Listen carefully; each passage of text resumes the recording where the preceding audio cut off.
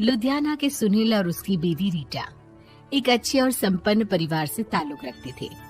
एक दिन रीटा की भाभी उसके घर आती है। रीटा, तुझे तो पता है तेरा भाई कुछ नहीं करता, ऊपर से 2 बच्चों की जिम्मेदारी, बेटी भी बड़ी हो गई है। तू तो बुआ है, कुछ मदद कर सकती है तो कर देना।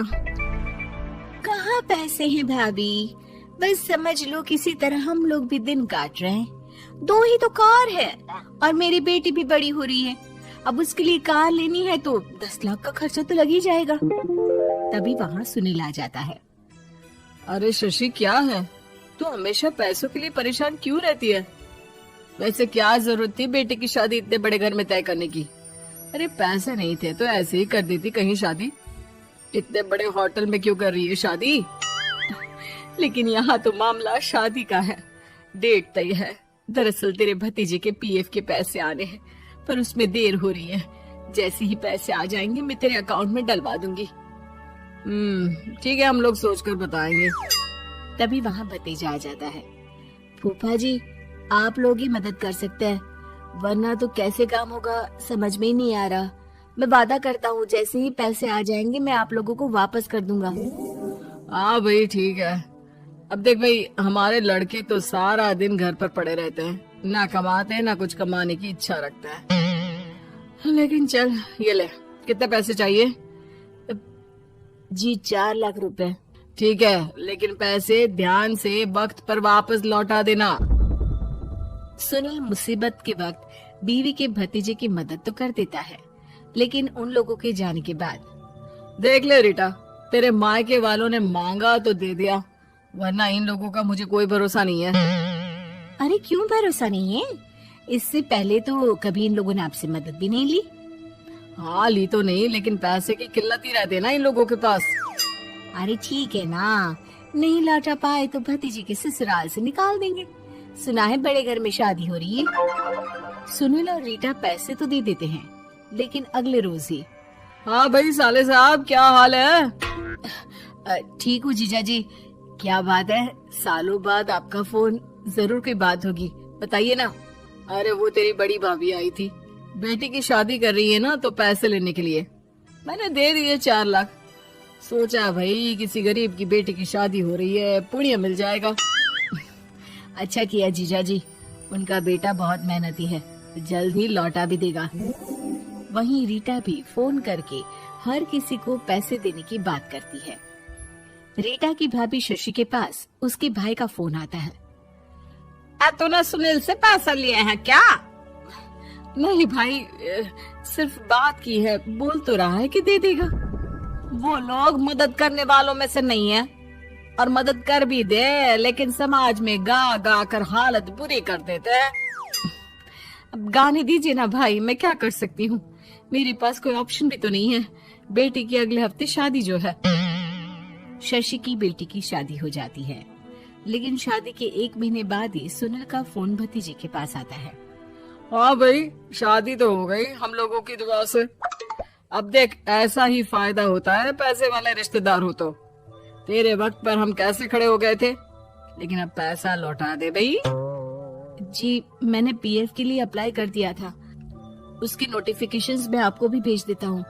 मुझे लगता है 10 दिन में पैसे आ जाना चाहिए। जैसे ही पैसा आएगा मैं आपके अकाउंट में डाल दूंगा। और ना जी ना, कोई नोटिफिकेशन नहीं चाहिए, पैसा चाहिए, पैसा। अब ठीक है अंकल, बस 10 दिन का समय दे दीजिए।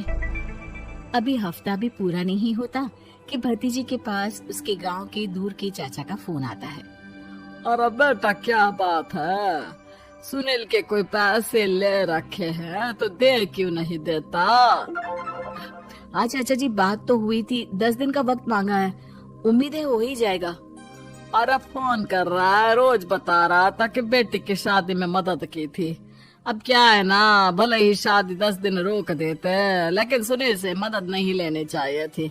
याद है ना, मधु की मदद करके कितना बदनाम कर दिया था उसने पूरे घर को सोसाइटी में। हाँ चाचा जी, मैं भी यही सोच रहा था कि उन लोगों से मदद नहीं लेनी चाहिए थी।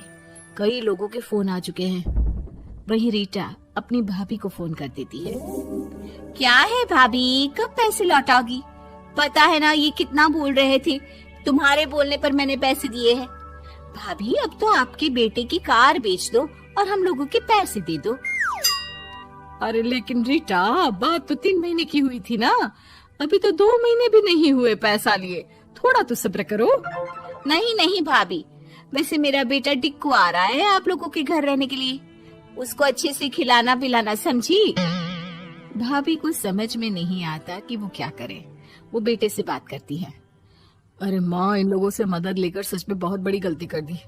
मुझे खुद समझ में नहीं आता कि कैसे इन लोगों के पैसे जल्द से जल्द दे दूं। तभी डोरबेल बजती है और रीटा का बेटा टिक्कू घर में आता है।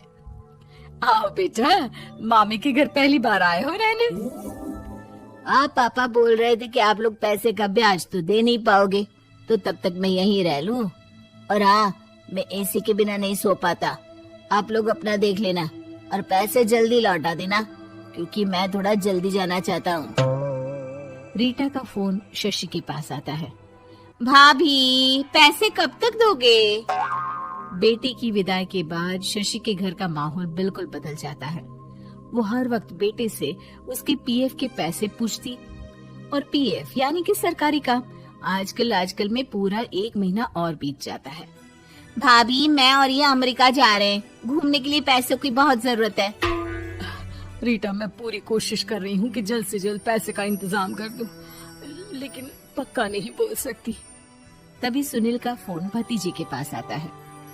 देख माना 3 महीने की बात हुई थी पैसे लौटाने के लिए, लेकिन अभी मुझे पैसों की काफी जरूरत है। मैं अमेरिका जा रहा हूँ, तो पैसे मैंने किसी से ब्याज में पकड़ लिए हैं।